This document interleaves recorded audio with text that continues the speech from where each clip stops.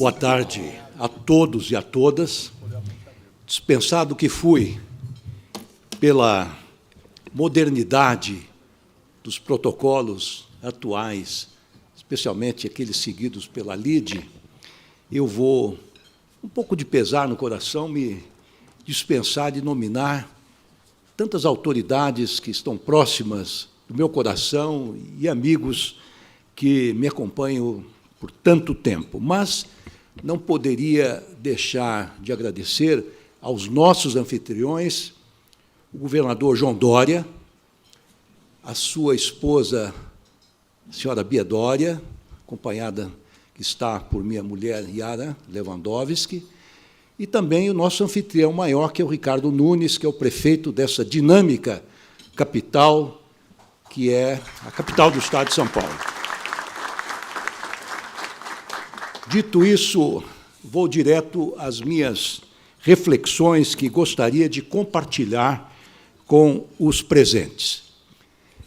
Eu vou iniciar a minha breve alocução fazendo uma pergunta retórica.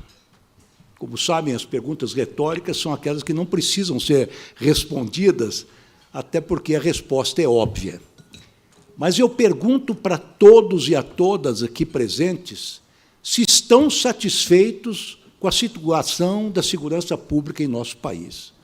Eu tenho certeza que eu receberia como resposta um retumbante não. Nós, que somos de passagem autoridades ou líderes empresariais, ou pais ou mães de família, quando ligamos a TV, seja de manhã, seja na hora do almoço, seja à noite, nós nos deparamos absolutamente estupefactos com cenas que revelam uma situação de um verdadeiro faroeste ou de uma verdadeira guerra civil. Essa que é a verdade. E nós nos sentimos intimidados, nos sentimos amedrontados, nós temos vontade, muitas vezes, de sairmos do Brasil, de irmos para outras plagas neste mundo, para encontrarmos uma situação mais tranquila, mais confortadora, mais segura.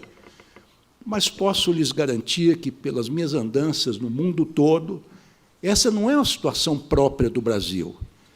A insegurança generalizada que hoje graça no mundo não é só uma circunstância própria de nosso querido Brasil, mas é um fenômeno que assola o mundo todo. Guerras regionais, ameaças de guerras globais, atuação do crime organizado transnacional, transfronteiriço, é uma realidade em todo o mundo, e é uma coisa relativamente nova. Nós ligamos a TV nos noticiários principais e nós ficamos apavorados com a violência policial, às vezes, dirigida contra os próprios cidadãos, e muitas vezes empregadas, quem sabe, de forma exagerada ou não tão eficiente, contra os criminosos, que devem, sim, ser combatidos com toda a energia. Mas a verdade é que o cenário é desolador.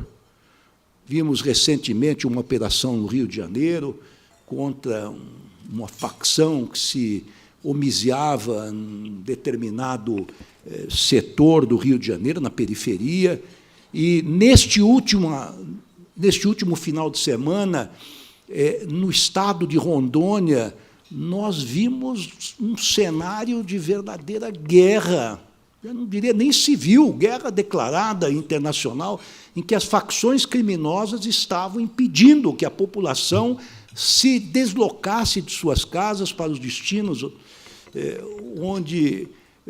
para os quais se destinariam, enfim, se dirigiriam, com incêndios de ônibus, com incêndios de carro, com ocupações de praças públicas, de logradouros. Enfim, nós tivemos, o doutor Sarrubo está aqui presente, o secretário nacional da Segurança Pública, nós tivemos que intervir imediatamente, mandar elementos integrantes, membros da Força Nacional, para acudir emergencialmente o Estado de Rondônia. Isso não é uma exceção. Todos os dias, todas as semanas, nós recebemos demandas dos governadores para empregarmos a Força Nacional, a Polícia Rodoviária Federal, para acudir nos problemas que ocorrem no campo da segurança pública. Então, o que eu quero dizer que hoje este é um problema muito sério do Brasil e de outros países também, e como está, não pode ficar. Nós precisamos modificar este cenário, nós precisamos modificar, alterar a atuação do Estado, e aqui eu falo do Estado gênero, do Estado brasileiro, para o enfrentamento da criminalidade, sobretudo a criminalidade organizada. E o que é assustador, eu digo isto e não estou revelando nenhuma inconfidência, o que é assustador é que a criminalidade no Brasil, e insisto em dizer isso em outros lugares do mundo também, porque tenho contatos com países que se dizem avançados, civilizados, organizados no que diz o combate à droga, à criminalidade organizada, sobretudo aqueles que traficam drogas, a criminalidade está saindo da atividade ilegal, do setor ilegal, e está penetrando nas áreas legais, no mercado, enfim, organizado, e isto é algo que preocupa tremendamente.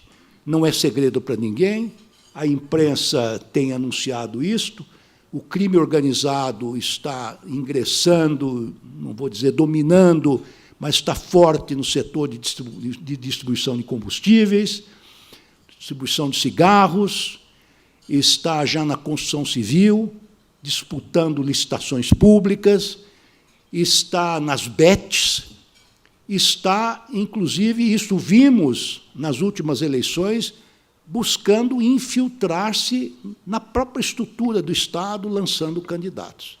Ou seja, a situação é séria, a situação é grave, e eu insisto em dizer, tal como está, não pode ficar. Quem quiser deixar as coisas como estão, realmente terá que arcar com o ônus da continuidade desse cenário absolutamente aterrorizador. Bem, o que é que nós estamos propondo ao nível do governo federal? Nós estamos no Ministério por cerca de um ano, um pouco menos, 11 meses, e percebemos que o governo federal tem um papel extremamente limitado no que diz respeito ao combate à criminalidade, ao crime de modo geral.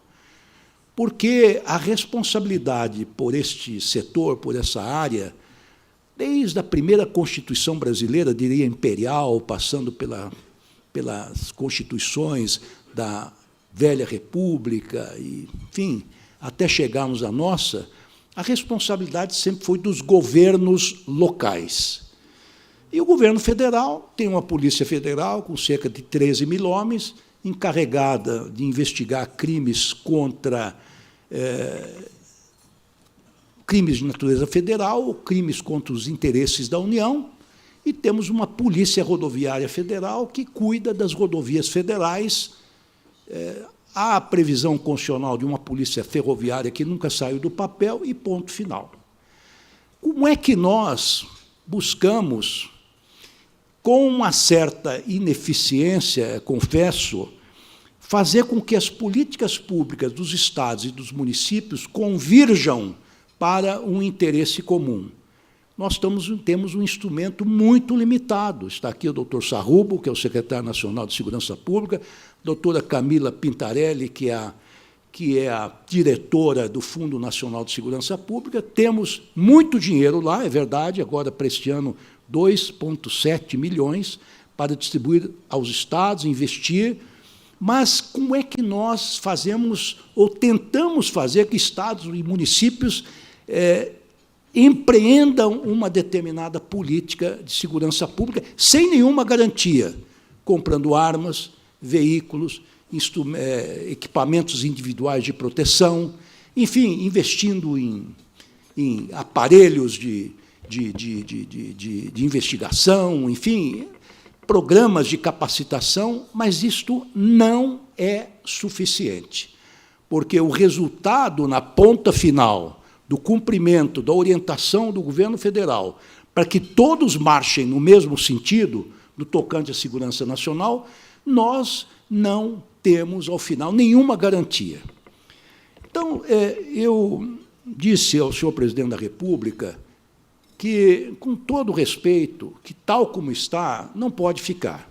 Eu não posso, como ministro da Justiça e Segurança Pública, juntamente com o doutor Sarrubo, a doutora Camila Pintarelli e outros que aqui estão, que são os nossos auxiliares, ficar distribuindo dinheiro federal para ver se os estados e municípios cumprem uma determinada política federal, ou uma política, na verdade, da União. Quando nós falamos em federal, uma política de todos os entes federados numa mesma direção. Propus, então, ao senhor presidente da República que nós oferecêssemos ao Congresso Nacional uma PEC, um projeto de emenda constitucional que chamasse para o colo, vamos dizer assim, do governo federal uma responsabilidade que, constitucionalmente, ele não tinha originalmente. Porque o modelo que nós temos hoje, de fazer com que a responsabilidade recaia totalmente sobre os ombros dos governadores, que comandam as suas polícias civis e militares, e também aos prefeitos, que têm as suas guardas municipais, é insuficiente. Nós sentimos isso na pele, porque hoje sair às ruas de qualquer capital, ou mesmo uma cidade do interior, é um risco pessoal para nós, para os nossos familiares. Temos que mudar esse quadro. Temos que ter coragem, disse ao senhor presidente da República, de assumirmos a nossa cota neste latifúndio, como dizia aquela tradicional música. Nós vamos ser parceiros dos estados e municípios, arcar com a responsabilidade que nos compete e vamos trabalhar junto no combate à criminalidade, sobretudo à criminalidade organizada. Propusemos, então, ao senhor presidente da República, como disse, uma PEC, uma proposta de emenda constitucional que é extremamente singela e, do ponto de vista jurídico, aqueles que também participaram desta confecção e aqueles que são do ramo aqui, uma proposta, modéstia à parte, elegante, pela singeleza, pela simplicidade de sua formação. Nós partimos do pressuposto, senhor governador João Dória, que depois de 36 anos de vigência da Constituição Federal, que foi promulgada em 1988, a natureza do crime mudou substancialmente. O crime que, historicamente, no Brasil, desde a vinda de Dom João VI, em 1808, fugindo das tropas napoleônicas que invadiam Portugal, o general Junot, veio se homiziar no Brasil, a primeira coisa que ele fez foi criar uma polícia para, enfim, combater os pequenos crimes, furtos, roubos, eventualmente algum crime passional, homicídio, etc. De lá para cá, nada mudou na segurança pública. A Constituição de 88 herdou esse modelo da ideia de que o crime é local, mas o crime não é mais local. O crime é nacional, interestadual e transnacional. Não há mais nenhuma hipótese de se combater o crime hoje, a criminalidade organizada, sem que nós temos, primeiro, uma concertação nacional, e nós somos um Estado federal e não um Estado unitário, portanto, precisamos do apoio de estados e municípios, e uma concertação internacional.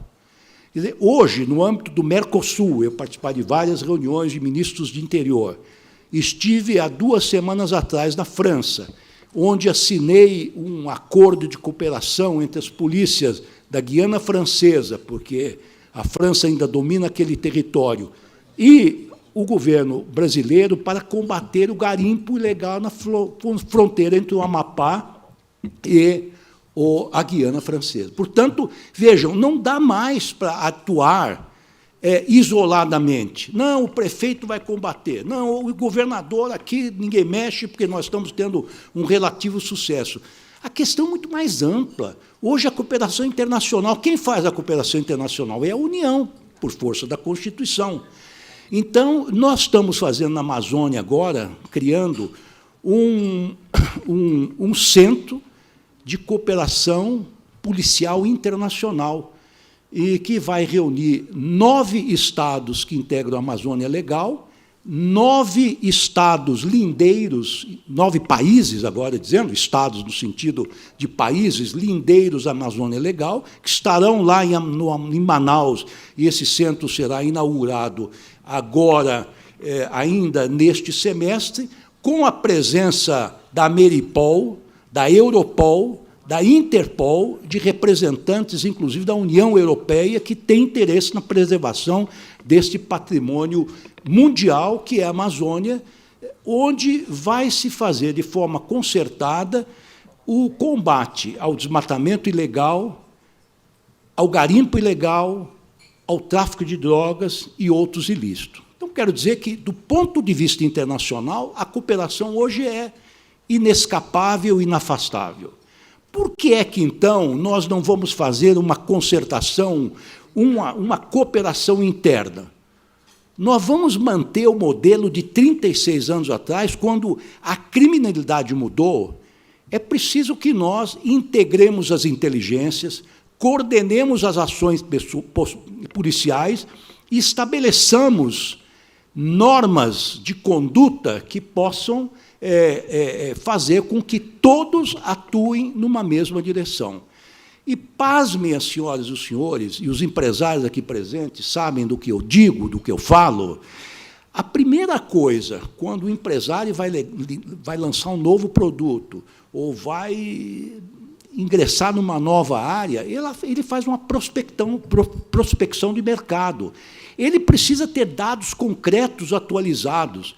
Então, uma das preocupações nossas, prefeito Ricardo Nunes, é termos uma uniformidade dos dados que são coletados em todo o Brasil acerca da criminalidade. Nós temos que dizer com muita clareza: homicídio é homicídio, latrocínio é latrocínio, furto é furto, estelionato é estelionato, e, enfim, as diferentes ocorrências são examinadas da mesma forma. Se nós não tivermos um quadro nacional que reflita claramente a atuação da criminalidade no Brasil, nós não podemos ter os remédios apropriados. Um médico, antes de dar uma receita ou determinar uma intervenção cirúrgica, ele precisa fazer uma série de exames que vão revelar a ele, médico ou médica, o estado do paciente. E essa é uma carência grande. Nós não temos hoje como enfrentar a criminalidade, porque os distintos estados e também os municípios nos dão os dados que são aqueles que eles acham que são relevantes. Então, esta coordenação global, geral, capitaneada pela União, é muito importante. O presidente Michel Temer, em 2018, ele lançou um programa que se consubstanciou numa lei extremamente importante e interessante, que é a lei do SUSP, de 2018. Então, criou o Sistema Único de Segurança Pública, que estabelece, enfim, o entrosamento das forças de segurança pública nos 3 níveis político-administrativos da Federação, prevê um Plano Nacional de Segurança Pública com vigência de 10 anos, excelente. Olha, iniciativa boa. O projeto de lei é realmente um projeto que para de pé do ponto de vista da técnica legislativa. Só que tem um problema. Uma lei federal não tem o condão de obrigar, de vincular os entes federados. Isso é claro, qualquer estudante de 1º, 2º ano de Direito sabe disso. Se não houver uma norma constitucional que obrigue que estados e municípios sigam as diretrizes mais amplas da União numa determinada área, como acontece na saúde e na educação, isso não funcionará. Então, nós sugerimos ao presidente da República que nós incluíssemos na Constituição o SUSP, o Sistema Único de Segurança Pública, foi criada pelo presidente Michel Temer na Constituição, à moda do SUS. O SUS é uma estrutura institucional que deu muito certo. Está aí o governador Dória, que fez menção ao nosso combate, digo nosso, porque foi de todo o Brasil, mas capitaneado por pessoas com muita coragem, como o governador Dória. Se não fosse o SUS, não teriam morrido não 700 mil brasileiros, mas muito mais. Mas é um sistema integrado que estabelece as responsabilidades, os 3 níveis político-administrativos na questão da saúde. Quando o SUS diz, olha, agora nós vamos, em primeiro lugar, vamos vacinar todo mundo contra a poliomielite.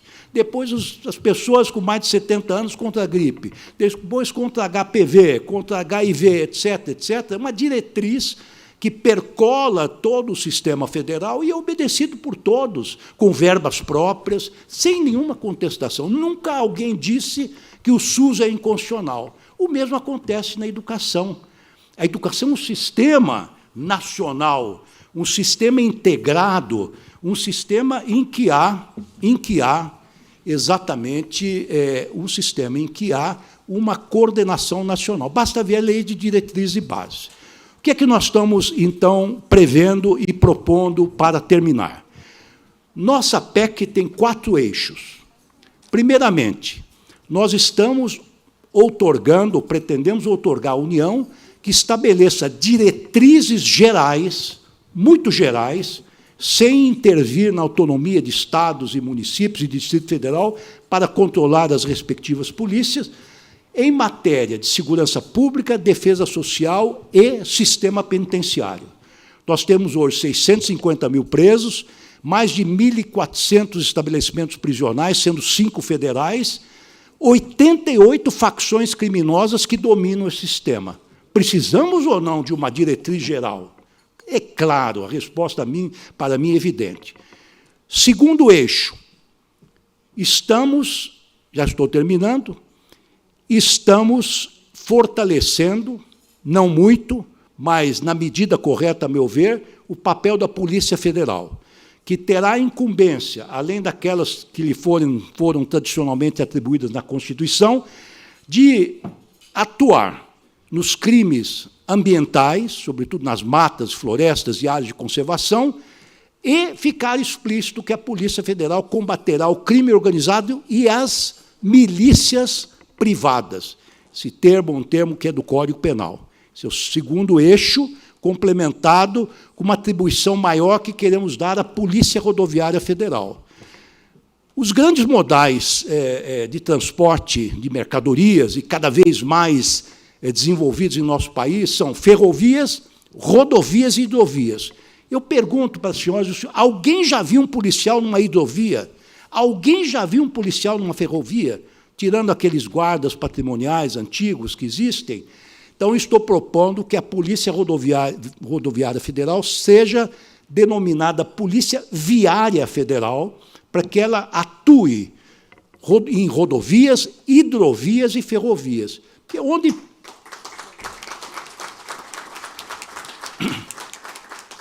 onde transitam mercadorias legais, obviamente transitam mercadorias ilegais. Armas, drogas, tráfico de pessoas, etc. Então, nós precisamos, nesse momento do desenvolvimento nacional, fazer com que tenhamos uma polícia para ocupar hidrovias e ferrovias além das rodovias. Ponto. Nós estamos também prevendo que essa Polícia Viária Federal, que é forte, tem 3.000 homens, muito bem equipados, veículos, armamentos, que tem superintendências em 17 estados brasileiros, com o Distrito Federal, possa atuar emergencialmente em auxílio aos governadores ou, excepcionalmente, em auxílio, onde for necessário, em calamidades públicas e desastres naturais. E mais, que possa também fazer a proteção dos próprios federais. De repente, pode atuar em portos, aeroportos, sem a necessidade, eventualmente, da decretação de uma GLO, que envolve o custoso e dificilmente concretizável diante dificuldades operacionais, a intervenção das Forças Armadas. Segundo eixo. Terceiro eixo, e estou finalizando, nós queremos constitucionalizar os fundos de segurança pública e o fundo penitenciário, com a vedação do contingenciamento. Nós queremos que a segurança pública, tal como a educação e saúde, tenham verbas perenes para irrigar esse sistema nos 3 níveis político-administrativos da Federação. E, finalmente, o último eixo que sustenta, o pilar que sustenta a nossa PEC, e termino aqui, nós estamos prevendo corregedorias e ouvidorias autônomas, que, aliás, é uma previsão que já existe na lei do SUSP de 2018, que, assim, o cidadão terá um direito de fiscalizar as polícias.